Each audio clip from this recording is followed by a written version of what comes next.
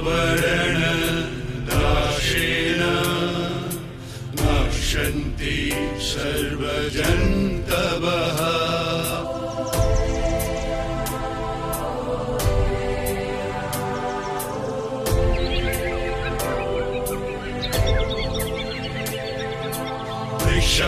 मित्राणि च श्वाकम् इत्थं विचार्य रक्षणं सदा। নমস্কাৰ, সুষমা বসুন্ধৰাৰ ৬৫তম খণ্ডলৈ আপোনাক আদৰণি জনাইছোঁ। মোৰ আপোনাৰ চাৰিওফালৰ পৰিৱেশ এতিয়া সেউজীয়া, কেৱল সেউজীয়া। নকুহিপাতে গছ বিৰিখবোৰ সেউজীয়াৰ পৰা সেউজীয়া কৰি তুলিছে। বৰষুণেও সেউজীয়াকে আবাহন কৰিছে। মোৰ মন সেউজীয়া, আপোনাৰ মনো সেউজীয়া। সেউজীয়াতে জীৱন সজীৱ হৈছে। সেউজীয়া সুষমা বসুন্ধৰাৰ আভৰণ, এক সঞ্জীৱনী উশাহ স্বৰূপ।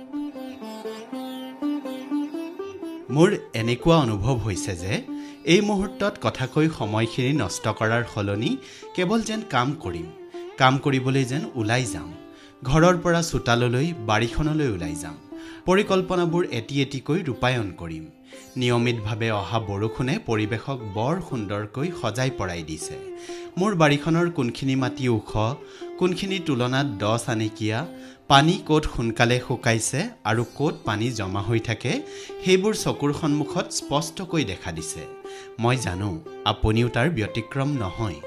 আপুনিও উত্ৰাৱল হৈছে সেউজীয়াৰে মিলি গৈ কাম কৰিবলৈ। এতিয়া ধান খেতিৰ বতৰ। বহাগ মাহ পাৰ হোৱাৰ পাছতে অসমবাসীয়ে নিজকে পূৰ্ণৰূপত কৃষিকৰ্মত নিয়োজিত কৰে।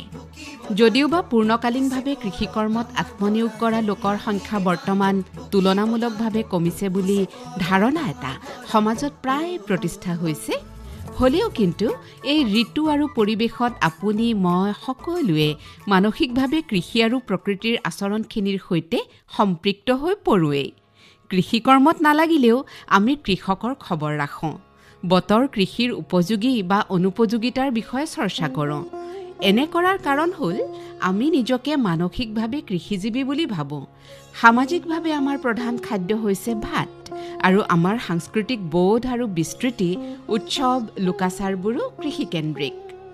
অসমৰ অধিকাংশই প্ৰধান আহাৰ হিচাপে ভাত খায়। সেইবাবে প্ৰধান কৃষিকৰ্মও ধান খেতিয়েই হয়। কিন্তু অসমৰ মুঠ জনসংখ্যা আৰু মুঠ খেতিপথাৰৰ মাটিকালিৰ আয়তন অনুপাত কিমান, তাৰ শুদ্ধ পৰিসংখ্যা বোধ কৰোঁ কাৰো হাতত নাই। খেতিপথাৰ অনুপাতে জনমূৰি কৃষি উৎপাদন কিমান, তাৰ পৰিসংখ্যাও হয়তো পৰ্বতত হাঁহ কণী বিচৰা লেখীয়া কথা হৈ আছে। আকৌ খেতিপথাৰসমূহৰ বিঘাই প্ৰতি গড় উৎপাদন কিমান, সেই পৰিমাণটো প্ৰাকৃতিক উৎপাদনতকৈ কিমান কম বা বেছি, সেই ধৰণৰ পৰ্যবেক্ষণো হয়তো হোৱা নাই। মুঠতে অসমৰ খেতিপথাৰত ক'ত আৰু কেতিয়া সৰ্বাধিক পৰিমাণৰ ধান উৎপাদন হৈছিল, তেনে অভিলেখো চাগে বিচাৰি পাবলৈ টান হ'ব। তেনে পৰিৱেশেৰেই অসমত কৃষিকৰ্ম চলি আছে। সেইবাবেই কেতিয়াবা ক'ৰবাত বিঘাত 25 মোন ধান উৎপাদন হ'লেও বাতৰি হয়। 5 কেজি ওজনৰ ৰঙালাও উৎপাদন হ'লে বাতৰি হয়। ধানৰ ঠাইত পতান ওলালে বাতৰি হয়। অসমত বছৰৰ বাবে খাদ্য শস্য আহৰণৰ পৰিক্ৰমা আৰু পৰিৱেশ এনেকুৱাই। অৰ্থনীতিৰ তত্ত্বত ছদ্মবেশী শ্ৰমিক বুলি এক ধাৰণা প্ৰচলিত হৈ আহিছে। পৰম্পৰাগত ঘৰুৱা কৃষিকাৰ্য, অপৰিকল্পিত সমবায় কৃষিকাৰ্য, অসংগঠিত ঘৰুৱা উদ্যোগ আদিবোৰত ছদ্মবেশী শ্ৰমিকৰ অৱস্থিতি অধিক পৰিলক্ষিত হয়। উদাহৰণটো এনেকুৱা ধৰণৰ: ঘৰ এখনে খেতি উঠাবৰ বাবে নিৰ্দিষ্ট পৰিমাণৰ মাটিৰ বিপৰীতে পাৱাৰ টিলাৰ বা গৰুহাল ঠিক কৰে। সেইদৰে মানুহো বন্দবস্ত কৰে। সেইখিনিলৈকে অনুপাতটো ঠিকেই থাকে। কিন্তু বহু সময়ত বাহিৰত পঢ়ি বন্ধত ঘৰলৈ অহা কোনো সদস্যও খেতিৰ কামত পূৰ্ণকালীনভাৱে নিয়োজিত হয়। সেই শ্ৰম এক প্ৰকাৰ উপৰঞ্চি শ্ৰম। ঘৰুৱা আৰু বিনামূলীয়া বুলি ধৰিলেহে উৎপাদন ব্যয়ত হেঁচা নপৰে। বিপৰীতে তেনে শ্ৰমক মজুৰি হিচাপে হিচাপত ধৰিলে অতিৰিক্ত উৎপাদন ব্যয় বৃদ্ধি হয়, ফলত লাভাংশৰ পৰিমাণ কমি যায়। সুষমা বসুন্ধৰাত বহনক্ষম উন্নয়নৰ কথা কৈ আহিছোঁ। বহনক্ষম উন্নয়নত সকলো ক্ষেত্ৰতে সন্তুলন অতি জৰুৰী। সন্তুলন হ'লেহে বহনক্ষম কথাটো প্ৰযোজ্য হয়। বহু সময়ত দেখা যায় যে কৃষি কৰ্মৰ সহায়ক হোৱাকৈ কোনো এটা পৰিয়াল বা চুবুৰীৰ কেইবাটাও পৰিয়ালে মিলি এখন পাৱাৰ টিলাৰ কিনে আৰু তাৰ যোগেদি হাল বাই খেতি সম্পন্ন কৰে। এই কাৰ্য অতি বেছি 3 মাহতে শেষ হয়। কিন্তু বছৰত এবাৰ পৰম্পৰাগত খেতি কৰি দ্বিতীয়টো খেতিৰ বাবে পৰিকল্পনা নকৰিলে বা ৰবি শস্য উদ্যান শস্যও নকৰিলে পাৱাৰ টিলাৰখন কাৰ্যকাৰিতা শূন্য হৈ পৰে। এনে পৰিৱেশত পাৱাৰ টিলাৰখন বছৰত 9 মাহ এক প্ৰকাৰ নিবনুৱা হৈ থাকে।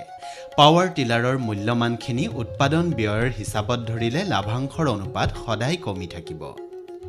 একোখন গাঁও একোটা চুবুৰীত সমবায় বা সামূহিক ধাৰণাৰে খেতি কৰিলে বহু ধৰণৰ উৎপাদন ব্যয় কমাই আনিব পাৰি। পাৱাৰ টিলাৰৰ উদাহৰণকেই ধৰক। 100টা পৰিয়াল থকা এখন গাঁৱত 10খন পাৱাৰ টিলাৰ আছে। সেইদৰে গাঁওখনৰ পৰিয়ালৰ সন্মিলিত খেতিৰ পৰিমাণ হৈছে 400 বিঘা। সেই হিচাপেৰে এখন পাৱাৰ টিলাৰৰ ভাগত পৰে 40 বিঘাকৈ। এই ব্যৱস্থাত পাৱাৰ টিলাৰখন সৰ্বাধিক সময় ব্যৱহৃত হৈ থাকিব আৰু সকলোৰে খেতি একেলগে হৈ উঠিব। এককভাৱে খেতি কৰিলে কেৱল 10 ঘৰে অনায়াসে আৰু সোনকালে শেষ কৰিব পাৰিব আৰু বাকী 90 ঘৰে অতিৰিক্ত শ্ৰম কৰি আৰু অতিৰিক্ত ব্যয় কৰিহে খেতি শেষ কৰিব পাৰিব। সেই অতিৰিক্ত ব্যয় হয়তো পাৱাৰ টিলাৰ ভাড়া লোৱাত ব্যয় হ'ব বা অতিৰিক্ত মানুহ লগাব লাগিব। তেতিয়া পাৱাৰ টিলাৰৰ মালিকে অতিৰিক্ত লাভ অৰ্জন কৰিব। তাৰ বিপৰীতে বাকী 90টা পৰিয়ালৰ খেতি কৰাৰ ব্যয় বৃদ্ধি পাব। ফলত গাঁও এখনতে 100টা পৰিয়ালৰ মাজত বিস্তৰ আৰ্থিক তাৰতম্য দেখা দিব। তদুপৰি এককভাৱে খেতি কৰিলে জেওৰা দিয়া, কঠীয়া কঢ়িওৱা আদিত অতিৰিক্ত শ্ৰম আৰু খৰচ থাকিবই থাকিব। পৰম্পৰাগত ধান খেতিত পৰিকল্পনাৰ অভাৱ আমাৰ প্ৰধান দুৰ্বলতা। আমাৰ বিশাল বিশাল খেতিপথাৰত বছৰত এটাই খেতি কৰা দেখা যায়। সেইখিনি কৰাৰ বেলিকাও কম মাটিত সৰ্বাধিক পৰিমাণৰ উৎপাদনৰ কোনো কৌশল বা পৰিকল্পনা কৰা দেখা নাযায়। বছৰে বছৰে মাটিৰ গুণাগুণ পৰীক্ষা কৰা নহয়। বিঘাত কিমান ধান উৎপাদন হ'ব লাগে বা কিমান হ'লে স্বাভাৱিক উৎপাদন বুলি ক'ব পৰা হ'ব, সেই ধৰণৰ ধাৰণা খেতিয়কসকলৰ নাথাকে। সকলোবিলাক পৰম্পৰাগত আৰু অনুমান ভিত্তিক কৰি থকা হয়। ফলত তথ্য বা পৰিসংখ্যাই গুৰুত্ব নাপায়। কেৱল অভিজ্ঞতাৰে উন্নয়নৰ পৰিকল্পনা আগবঢ়াই নিব নোৱাৰি। পৰম্পৰাগত কৃষিকাৰ্যত থকা সেই দুৰ্বলতা দূৰ কৰিব পাৰিলে আমাৰ উৎপাদন ব্যয় কমিব বা বিনিয়োগ কমাব পৰা যাব। উৎপাদন ব্যয় কমা বা বিনিয়োগ কমা মানে লভ্যাংশৰ পৰিমাণ বৃদ্ধি পোৱা। ধান খেতিৰ বিভিন্ন পৰ্যায়ৰ পৰিকল্পনাৰ কথাও এইখিনিত আছে আৰু এই বিষয়ে পাতিবলৈ বন্ধুসকল আমাৰ অতিথি হিচাপে অনুষ্ঠানত উপস্থিত আছে ধেমাজি কৃষি বিজ্ঞান কেন্দ্ৰৰ বিষয় বিশেষজ্ঞ ডক্টৰ কুঞ্জন গগৈ। একেডৰা খেতিৰ মাটিত বছৰত কেইটা খেতি কৰিব পাৰি সেয়া কিদৰে নিৰ্ণয় কৰিব পৰা যায়, সেই পৰিকল্পনাত কোনবোৰ বিষয় মনোযোগ দিব লাগে, তাৰ বিশেষ পৰ্যবেক্ষণ তথা ব্যাখ্যাটো কি, এই সম্পৰ্কে আমি তেখেতৰ মতামত বিচাৰোঁতে তেখেতে আমাক ক'লে, একেখন পথাৰত অকল যদি বছৰটো ধান খেতিৰ কথা যদি কওঁ, আমি দুবিধ ধানৰ খেতি কৰিব পাৰোঁ।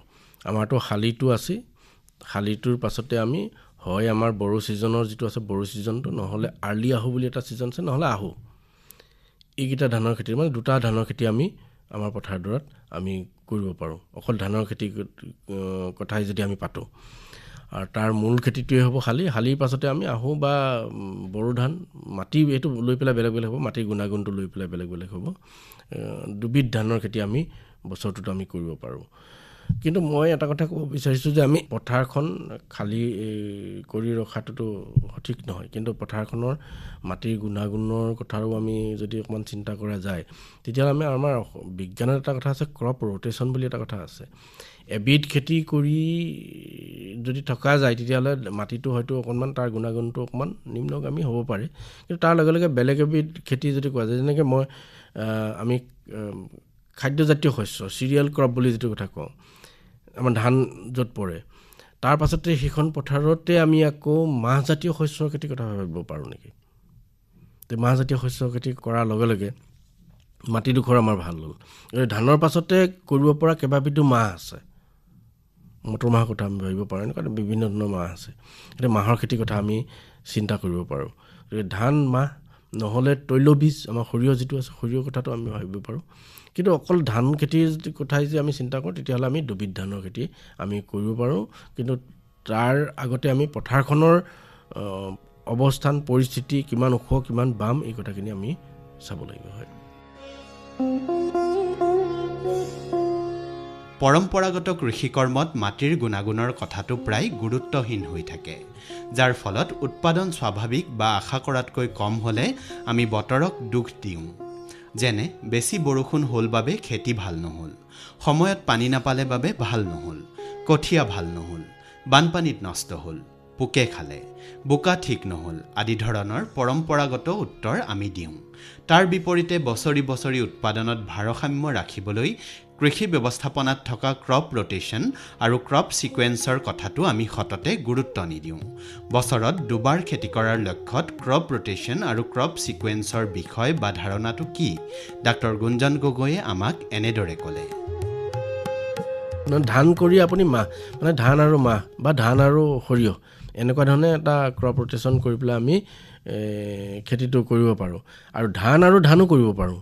তো সেই গোটেই বস্তুটো পৰিকল্পনাটো আচলতে মাটিডোখৰৰ অৱস্থিতিৰ ওপৰত নিৰ্ভৰ। আপোনাৰ আমাৰ যিটো ক্ৰপিং ছিকুৱেন্স বুলি আমি যিটো কথা কওঁ সেইটো মাটি লৈ পেলাই বেলেগ বেলেগ হয়। এতিয়া ধান কৰাৰ পাছতে আমি বাৰীৰ কাষৰ মাটিকণত কি কৰোঁ, ধানখিনি কাটিলোঁ, কাটি পেলাই লগে লগে তাত শাক পাচলি খেতি কৰোঁ। মাহজাতীয় শাক পাচলিও আছে, বেলেগ ধৰণৰ শাক পাচলিও আছে। ঠিক তেনেকৈ আমি বহল ভিত্তিত যেতিয়া কৰিবলৈ যাম, হয়তো শাক পাচলি খেতি খুব বেছি বিঘা বিঘা হিচাপত আমি কৰিব নোৱাৰিম। আমি চাব লাগিব তাত পথাৰ শস্যৰ কথাই ভাবিব লাগিব, হয় সৰিয়হ নহ'লে মাহজাতীয় শস্যৰ কথাই আমি ভাবিব লাগিব।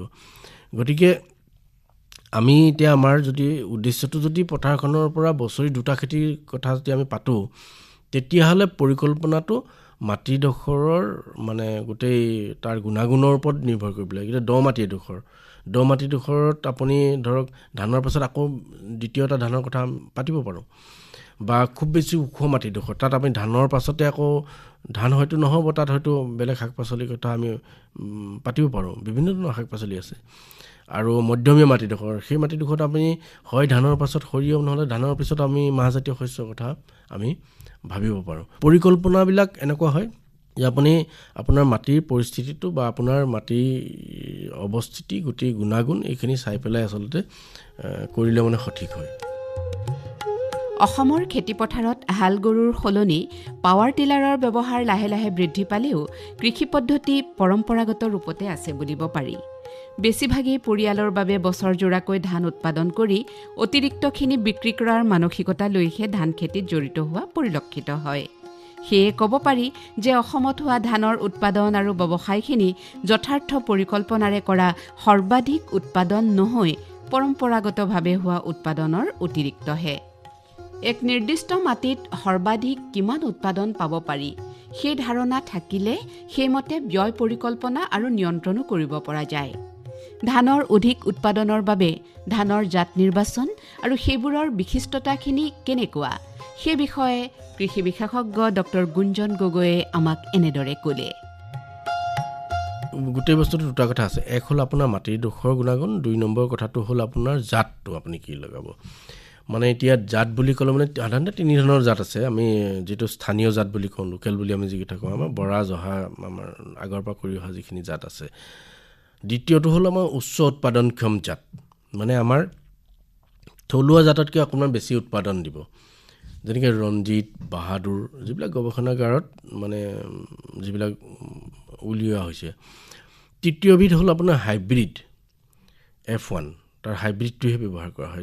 হাইব্ৰিডৰ ডেফিনেটলি আপোনাৰ থলুৱা জাত বা উচ্চ উৎপাদনক্ষমতকৈ হাইব্ৰিডৰ উৎপাদনটো বেছি। কিন্তু এতিয়া যিটো প্ৰশ্ন, ধৰক আপোনাৰ কিমানলৈকে উৎপাদন হ'ব পাৰে, সেই তাত দুটা গুণাগুণেই আছে। আপোনাৰ এক হ'ল আপোনাৰ মাটিডোখৰৰ কেপাচিটিৰ ওপৰত, গুণাগুণৰ ওপৰত, তাত থকা নিউট্ৰিয়েণ্ট যিখিনি আছে NPK বা এনেকৈ বেলেগ বেলেগ নিউট্ৰিয়েণ্ট, তাৰ ওপৰত বেছ কৰি পেলাই আমি ক'ব পাৰোঁ। আৰু দ্বিতীয়টো হ'ল আপোনাৰ এটা ভেৰাইটি বা এটা জাতৰ এটা পটেঞ্চিয়েলিটি থাকে, পটেঞ্চিয়েল ইল বুলি আমি কওঁ। এতিয়া ৰঞ্জিতৰ পটেঞ্চিয়েল ইল বুলি ক'লে মানে সাধাৰণতে 50 কুইণ্টেল বা 48 পৰা 52 কুইণ্টেল আমাৰ মাটিবিলাকত সিমানেই পাৰ হেক্টৰ আমাৰ প্ৰডাকশ্যন হ'ব। মানে আপুনি ধৰক মোন হিচাপে যদি কোৱা যায়, এতিয়া 15 পৰা 18 মোন এভাৰেজ প্ৰডাকশ্যন এটা আমি ৰঞ্জিত বাহাদুৰ আমাৰ যিবিলাক উচ্চ উৎপাদনক্ষম এইবিলাক আমি পাওঁ। থলুৱা জাতবিলাকৰ আকৌ তাৰ পটেঞ্চিয়েলিটিটো অলপ কম। সাধাৰণতে আমাৰ 6 মোনৰ পৰা আৰম্ভ হয়। কিছুমান ধান আছে থলুৱা জাত 6 মোনহে উৎপাদন হয় প্ৰতি বিঘাত, আৰু খুব বেছি আপুনি 10 মোন 12 মোন সিমানহে তালৈকে উৎপাদন দিয়ে। আকৌ যদি হাইব্ৰিড ধানবিলাকৰ কথা যদি কওঁ তেতিয়াহ'লে 20 মোনৰ ওপৰত যায়, আপোনাৰ 25 মোন 30 মোনলৈকে হয়তো যাব পাৰে মাটি বিশেষে। গতিকে সেই বস্তু তাৰ কেপাচিটিটো সেই তেনেকৈ ঠাৱৰ কৰিব পৰা যায়। একেদৰে খেতিৰ মাটিত দুটা কৃষি কৰ্ম কৰিবলৈ লোৱাৰ সময়ত শাক পাচলি নিৰ্বাচন আৰু কৌশলৰ গুৰুত্ব আছে, যাতে কোনোটোৱে কোনোটোৰ স্বাভাৱিক বিকাশকাল বা ছিজনটোত হেঁচা নিদিয়ে বা ওপৰা ওপৰিকৈ নহয়। সেই কৌশলো গুৰুত্বপূৰ্ণ। এই বিষয়ে মতামত দি ডক্টৰ গুঞ্জন গগৈয়ে আমাক এইদৰে ক'লে। চাওক, শাক পাচলি খেতিটো আমি নিৰ্বাচন কৰোঁতে শাক পাচলিয়েতো কিমান সময় লয় সেই কথাটো আমি চাব লাগে। যিহেতু আমি ধান কৰিম, শাক পাচলি কৰিম, আকৌ ধান কৰিম আমি, সেইটো এটা কথা। দ্বিতীয় কথাটো হ'ল এনেকুৱা ধৰণৰ শাক পাচলি খেতি আমি পথাৰবিলাকত কৰিব পাৰোঁ যিবিলাক শাক পাচলি আপোনাৰ বহাগৰ আগে আগে ফচলটো উঠাব পাৰি। গতিকে সেইটো হিচাপত আমি আলু খেতি আমাৰ ধুনীয়াকৈ কৰিব পাৰোঁ। মটৰ, আমাৰ যিটো গাৰ্ডেন পি বুলি আমি যিটো কথা কওঁ, পাচলি মটৰটো, সেই মটৰৰ খেতিৰ কথা আমি চিন্তা কৰিব পাৰোঁ। তাৰপিছত আপোনাৰ এনেকুৱা ধৰণৰ কবি জাতীয় পাচলিখিনিৰ কথা আমি চিন্তা কৰিব পাৰোঁ। বিলাহী খুব ধুনীয়াকৈ কৰিব পাৰি ধানৰ পাছতে। গতিকে এনেকুৱা ধৰণৰ পাচলিবিলাক আমি যিবিলাকৰ উৎপাদনটো বেছি হৈ গ'লেও বজাৰখন আছে, যিহেতু আমি বহল ভিত্তিত কৰিম, গতিকে এনেকুৱা ধৰণৰ চাই মেলি পেলাই এইখিনি খেতি আমি কৰিব পাৰোঁ। একোখন গাঁৱৰ মানুহৰ ধানৰ খেতি পথাৰ সাধাৰণতে একেলগে থাকে। তেওঁলোকে দেখাত একেলগে কৰে যেন লাগিলেও প্ৰত্যেকেই কিন্তু এককভাৱে কৰে। সামূহিকভাৱে বা সমবায় ভিত্তিত খেতি কৰাৰ ধাৰণা আমাৰ পৰিৱেশত খুব জনপ্ৰিয় নোহোৱাৰ ফলত নানান সামাজিক সমস্যাই দেখা দিয়ে। তেনে ক্ষেত্ৰত ব্যৱসায় ভিত্তিত খেতি কৰিবলৈ বিচৰাজনে বা বছৰত 2টা খেতি কৰিবলৈ বিচৰাজনে অতিৰিক্ত সমস্যাৰ সন্মুখীন হয়। সেইদৰে অতিৰিক্ত ব্যয়ো হয়। সেইবোৰৰ সমাধান কিদৰে কৰিব পৰা যাব? সামাজিক ছ'চিয়েল বুলিয়ে ক'ম মই, ছ'চিয়েল প্ৰব্লেম, সামাজিক এটা সমস্যাও আমাৰ ইয়াত নথকা নহয়। বহুত কৃষকে আমি লগ পাওঁ, তেওঁলোকে মাটিডোখৰ এনেই পেলাই থ'ব নিবিচাৰে। ধান খেতি কৰাৰ পিছত বেলেগ এটা খেতি কৰিবলৈ মন মেলে। কিন্তু আমাৰ ইয়াত এটা প্ৰধান সমস্যাটোৱে হ'ল গৰু মেলি দিয়া সমস্যাটো। আমি গৰু বহুত বেছিকৈ পোহোঁ, কিন্তু গৰুখিনি আমি এই মাঘৰ বিহুৰ পাছতে মেলি থওঁ। মেলি দিয়াৰ কাৰণে আৰু এনেকুৱা কিছুমান খেতি আছে যিবিলাক খেতি আপোনাৰ জেৰুৱা ভেটি পেলাই যদি খেতি কৰিবলৈ যোৱা যায় তেতিয়াহ'লে জেৰুৱাৰ খৰচটোৱে হয়তো নোলাব পাৰে, কাৰণ বাঁহৰ দামটো বহুত বেছি, সেইটো সম্ভৱো নহয়। গতিকে সামাজিক এটাও কাৰণ আছে। আমাৰ মানুহখিনি ধান খেতিৰ পাছতে বেলেগ খেতিলৈ বহল ভিত্তিত নোযোৱাৰ এটা সামাজিক কাৰণ আছে। এইটো কিছু কিছু ঠাইত কিন্তু সমাজবিলাকে তেওঁলোকে কথা পাতি লৈছে। এতিয়া মই এখন গাঁৱৰ নাম ক'ব পাৰোঁ, আমাৰ হলখনি বুলি এখন গাঁও আছে ধেমাজিত। তেওঁলোকৰ এটা নিৰ্দিষ্ট সময়লৈকে মানুহে গৰু মেলিব নোৱাৰে, সেইটো তেওঁলোকে পাতি লৈছে কথাটো। গতিকে এনেকৈ আমি গাঁৱৰ মানুহবিলাকে যে পাতি মেলি লওঁ, আৰু গৰু পোহাটো অকণমান ঘৰতে বান্ধি মেলি পুহিব পৰা কথাটো যদি আমি ভাবোঁ, ঘাঁহ খেতিৰ কথা যদি আমি ভাবোঁ, তেতিয়াহ'লেহে আমাৰ সমস্যাবিলাক সমাধান হ'ব। আমি 2টা খেতিলৈ নিশ্চিতভাৱে যাব পাৰিম। যিখিনি ৰাইজ আছে তেখেতসকলে অকণমান সেই ল'ৰাকেইজনক সহযোগ কৰিব লাগিব, আৰু কৰিছেও। এইটো এটা ভাল লক্ষণ। বহুত ঠাইত এতিয়া আপুনি বহুত ঠাইত যাব, এতিয়া ধৰক তৰমুজ খেতি কৰি আছে, বহুত বহল ভিত্তিত কৰি আছে, ভোট জলকীয়াৰ খেতি কৰি আছে এইটো সময়ত, জিকা, বিভিন্ন ধৰণৰ শাক পাচলি খেতি কৰি আছে। গতিকে সেই এনেকুৱা ধৰণৰ বহল ভিত্তিত কৰা কিছুমান ঠাইত এই ধৰণৰ ৰাইজে অকণমান সঁহাৰি জনাইছে। পৰিৱেশ সলনি হৈছে আগতকৈ, সকলোৱে সহযোগ কৰিব লাগিব। বহনক্ষম উন্নয়নৰ প্ৰসংগত এটা সুষম কৃষি ক্ষেত্ৰ আৰু কৃষি অৰ্থনৈতিক ক্ষেত্ৰ এটা গঢ়ি উঠাটো অতিশয় জৰুৰী। কৃষি কৰ্মত নিজকে নিয়োজিত কৰা বা কৰিব বিচৰাসকলে সেই দিশটোত চোৱা চিতা কৰিব লাগিব। পথাৰৰ কাষে কাষে থকা ৰাস্তাত গছ ৰোৱাৰ চিন্তাও একে সময়তে কৰিব লাগিব। পথাৰৰ মাজত বা কাষত থকা কঠীয়াতলিও সঠিক ব্যৱহাৰ কৰি পৰৱৰ্তী কি খেতি কৰিব পাৰি সেই কথা আগতীয়াকৈ চিন্তা কৰিব লাগে, যাতে মাটিডোখৰ খালী হোৱাৰ লগে লগে তাক ব্যৱহাৰ কৰিব পাৰি। কিন্তু মনত ৰাখিব, উৎপাদন মাত্ৰ হ'লেই নহ'ব, সমান্তৰালভাৱে নিশ্চিত বজাৰ লাভ কৰাটো সমানেই জৰুৰী। কৃষি আমাৰ প্ৰাণ। কৃষিৰ ভিতৰত ধান খেতি প্ৰধান। ই আমাৰ সংস্কৃতিৰ উপাদান হৈ জাতীয় জীৱনক প্ৰতিনিধিত্ব কৰি আহিছে। কিন্তু পৰিতাপৰ কথা ধান খেতি অৰ্থনীতিৰ নিয়ন্ত্ৰক হিচাপে সৰ্বস্তৰত বিস্তাৰ লাভ কৰা নাই। গাঁৱৰ সৰ্বাধিক ধান উৎপাদনকাৰীক মহাজন আখ্যা দিলেও তেওঁ গাঁৱৰ পৰিৱেশতহে মহাজন হৈ থাকে। বজাৰ অৰ্থনীতিত তেওঁৰ বিশেষ কাৰ্যকাৰিতা নাই। আমাৰ ৰাজ্যখন কৃষিপ্ৰধান ৰাজ্য হ'লেও কৃষিনিৰ্ভৰ অৰ্থনীতিয়ে আমাক আশ্বস্ত কৰিব পৰা নাই, আমাক সকাহ দিয়া নাই। সেই পৰিৱেশত বহনক্ষম উন্নয়নৰ ধাৰণাই পৰিৱেশ সলনি কৰি দিব পাৰে। সেয়া হ'ব পাৰে বছৰত এবাৰ খেতি কৰা মাটিডৰা পুনঃ ব্যৱহাৰৰ জৰিয়তে সামূহিক বা সমবায় ভিত্তিত খেতি কৰি উৎপাদন ব্যয় হ্ৰাসকৰণৰ কৌশল প্ৰয়োগৰ জৰিয়তে উৎপাদিত কৃষিজাত সামগ্ৰীখিনিক ৰ মেটেৰিয়েল হিচাপে লৈ হ'ব পৰা সকলো ভটিয়নি বজাৰ দখলৰ যোগেদি ই ধান বনা কলৰ পৰা পিঠাপনাৰ দোকানলৈকে বিস্তৃত হ'ব পাৰে। সেই দৃশ্যপটেই হৈছে বহনক্ষম উন্নয়নৰ দৃশ্যপট। কৃষিকৰ্মৰ বাবে আমাৰ মাটি আৰু বৃদ্ধি নহয়, নানান আৰ্থসামাজিক কাৰণত বৰং কমিবহে পাৰে। কৃষিকৰ্মত পেছাদাৰীভাৱে যুক্ত হোৱা আৰু হ'ব বিচৰা লোকৰ সংখ্যাও পৰাপক্ষত বৃদ্ধি নহয়, কমিছেহে। এনে ক্ষেত্ৰত বহনক্ষম উন্নয়নক ত্বৰান্বিত কৰিবলৈ হ'লে একোডোখৰ মাটিক একাধিকবাৰ ব্যৱহাৰ আৰু প্ৰতিবাৰেই সৰ্বাধিক উৎপাদনৰ লক্ষ্য ল'ব লাগিব। সেইদৰে পৰম্পৰাগতভাৱে খেতি কৰি থকা গ্ৰামাঞ্চলৰ লোকসকলৰ কৃষি অৰ্থনীতি সম্পৰ্কীয় ধ্যান ধাৰণাখিনি আৰু মানসিকতা উন্নীত কৰিব লাগিব। প্ৰকৃতিৰ সকলো ৰূপকে যোগাত্মক হিচাপে গ্ৰহণ কৰাৰ মানসিকতাই আমাক মানসিক বল প্ৰদান কৰিব।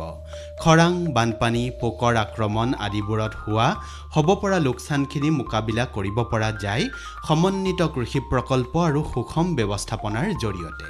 সেই কাম আমি আজিৰ পৰাই কৰিব লাগিব। যিসকলে আগৰ পৰাই কৰি সফল হৈছে তেওঁলোকে নতুনসকলক বাট দেখুৱাব লাগিব আৰু সকলোৱে মিলি সুন্দৰকৈ গঢ়িব লাগিব আমি বাস কৰা ধৰণীখন, যাক আমি কওঁ সুষমা বসুন্ধৰা বুলি।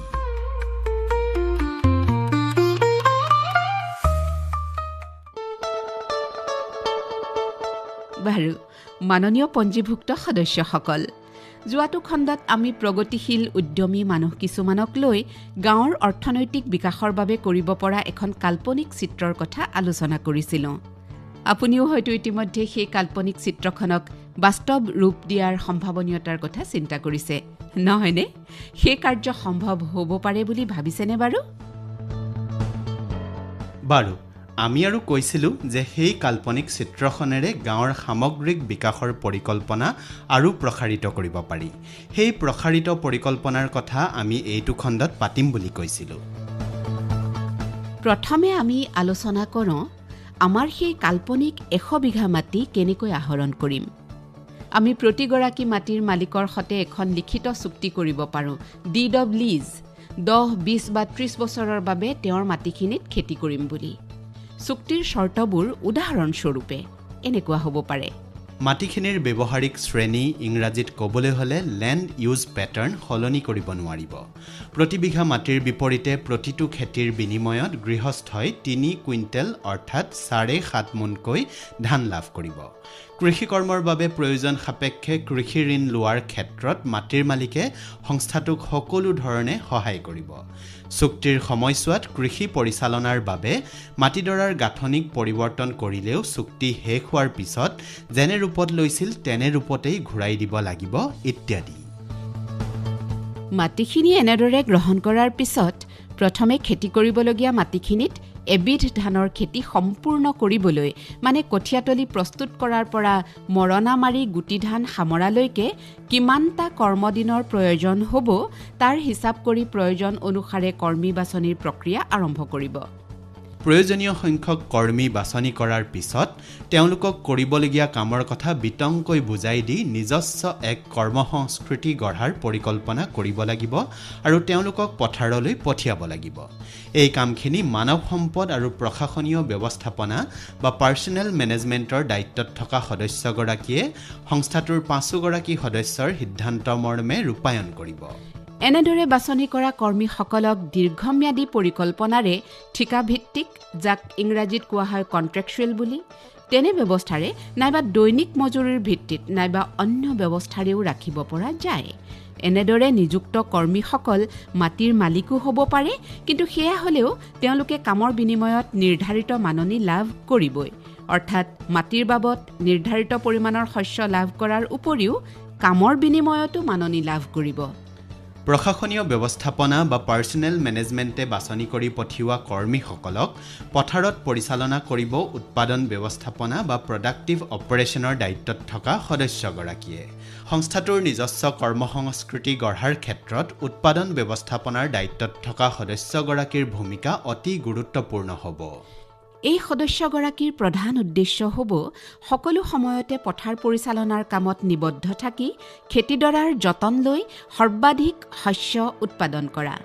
সংস্থাটোৱে কৃষিকৰ্মৰ আৰম্ভণিতে 5 গৰাকী সদস্যৰ সিদ্ধান্ত মৰ্মে উৎপাদনৰ এক লক্ষ্য নিৰ্ধাৰণ কৰি ল'ব আৰু সেই লক্ষ্যত উপনীত কৰোৱাৰ প্ৰধান দায়িত্ব হ'ব এই উৎপাদন ব্যৱস্থাপক সদস্যগৰাকীৰ।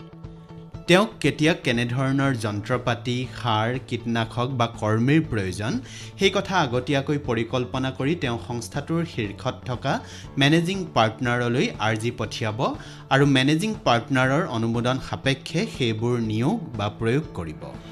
উৎপাদনৰ প্ৰক্ৰিয়া আৰম্ভ কৰাৰ দিনৰে পৰা বাণিজ্য আৰু গণসংযোগ বা মাৰ্কেটিং এণ্ড পাব্লিক ৰিলেশ্যন মেনেজমেণ্টৰ দায়িত্বত থকা সদস্যগৰাকীয়ে উৎপাদিত শস্য বিক্ৰীৰ বাবে প্ৰয়োজনীয় বিভিন্ন বিশেষজ্ঞ বা সংস্থাৰ সৈতে যোগাযোগ কৰি তথ্য আহৰণ কৰাৰ লগতে সাহায্য, সেৱা অথবা পৰামৰ্শ আহৰণৰ ব্যৱস্থা কৰিব।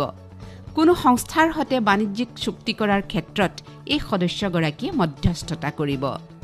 উৎপাদন প্ৰক্ৰিয়া আৰম্ভ হোৱাৰ লগে লগে কৃষি বীমাৰ কামো আগবাঢ়িব। সংস্থাটোৰ সকলো হিচাপ নিকাচ, বিত্তীয় লেনদেন আদি চোৱাৰ উপৰিও বিত্তীয় ব্যৱস্থাপনা বা ফাইনেন্সিয়েল অপাৰেশ্যনৰ দায়িত্বত থকা সদস্যগৰাকীয়ে বীমাকৰণৰ সকলো কাম কাজ চোৱা চিতা কৰিব। শ্ৰোতা বন্ধু, আমি ভাবোঁ মানে বিশ্বাস কৰোঁ যে এই ব্যৱস্থাপনা প্ৰণালীৰে আমাৰ কাল্পনিক মাটিডৰাত খেতি কৰিলে আমি আমাৰ লক্ষ্যত উপনীত হ'ব পাৰিমেই। আমি যোৱাটো খণ্ডত কৈছোঁৱেই যে এই প্ৰক্ৰিয়াৰে খেতি কৰিলে আমি প্ৰতি 100 বিঘা মাটিত 3 মাহতেই বীমাকৰণকে ধৰি সকলো খৰচ বাদ দি কমেও 7 লাখ টকা লাভ কৰিব পাৰোঁ। ভাবকচোন, 4টা খেতি কৰিব পাৰিলে 5জন মানুহৰ বছৰি উপাৰ্জন হ'ব কমেও 28 লাখ টকা। গাঁৱৰ মানুহখিনিৰ আয়ৰ কথা নকলোৱেই বা। এই কৃষি প্ৰণালীৰ ফলত আমাৰ 4টা প্ৰধান লাভ হ'ব। প্ৰথম, অধিক শস্য উৎপাদন কৰিব পাৰিম, যাৰ ফলত আমাৰ জাতীয় আয় বৃদ্ধি হ'ব। দ্বিতীয়তে, কৃষি ক্ষেত্ৰত হোৱা ভয়াৱহ প্ৰদূষণ নিয়ন্ত্ৰণ কৰিব পাৰিম, যাৰ ফলত জাতিটো নিৰোগী হৈ থাকিব। তৃতীয়তে, সামাজিকভাৱে আমি সকলো ক্ষেত্ৰতে শক্তিশালী হ'ব পাৰিম আৰু সৰ্বোপৰি আৰ্থিক বিকাশৰ ক্ষেত্ৰত গাঁও আৰু নগৰৰ মাজত পাৰ্থক্য কমি যাব আৰু গাঁৱৰ মানুহৰ নগৰমুখী প্ৰব্ৰজন হ্ৰাস পাব। বাৰু, এই কৃষি প্ৰণালীটো সম্পৰ্কে আৰু অনেক কথা পাতিবলগীয়া আছে। সেইবোৰ পৰ্যায়ক্ৰমে আমি পৰৱৰ্তী খণ্ডবোৰত আলোচনা কৰি যাম। কিন্তু আমি আশা কৰিছোঁ আমাৰ মাননীয় পঞ্জীভুক্ত শ্ৰোতাসকলে একেলগে বহু মাটিত একেটা ব্যৱস্থাপনা প্ৰণালীৰে খেতি কৰাৰ বিষয়টো গুৰুত্ব সহকাৰে চিন্তা কৰক। আধুনিক ব্যৱস্থাপনা প্ৰণালীৰ প্ৰশিক্ষণ আৰু নথিপত্ৰৰ বিষয়বোৰত আমি যিমান পাৰোঁ আপোনালোকক সহায় কৰিম। এই সম্পৰ্কত কিবা চিন্তাৰ উদ্ৰেক হ'লে আমালৈ পোনপটীয়াকৈ যোগাযোগ কৰিব পাৰে। বাৰু, আজিলৈ সময় হ'ল। অনুষ্ঠানটো সম্পৰ্কত আপোনাৰ মতামত জনাবলৈ নাপাহৰিব। আপুনি পৰিৱেশ সংৰক্ষণ আৰু মানৱ কল্যাণমূলক কাম সম্পৰ্কীয় আপোনাৰ যিকোনো অভিজ্ঞতাৰ কথা আমালৈ লিখি পঠিয়াব পাৰে। আমাৰ ঠিকনা সুষমা বসুন্ধৰা মাৰ্ফত অনুষ্ঠান মুৰব্বী, আকাশবাণী ডিব্ৰুগড়, পিন 786003। ইমেইল যোগেও আমালৈ লিখিব পাৰিব। আমাৰ মেইল আইডিটো হ'ল airdak@gmail.com, অৰ্থাৎ airdaak@gmail.com। প্ৰতি দেওবাৰে সন্ধিয়া 6:15 সুষমা বসুন্ধৰাৰ পুনৰ প্ৰচাৰ শুনিব। বাৰু, তেনেহ'লে আজিলৈ বিদায় লৈছোঁ। অহা দেওবাৰে নতুন এটা খণ্ডলৈ পুনৰ লগ পাম পুৱা 8:30 বজাত। নমস্কাৰ। दुष्टतां यति प्रकृतिर्विकृतायते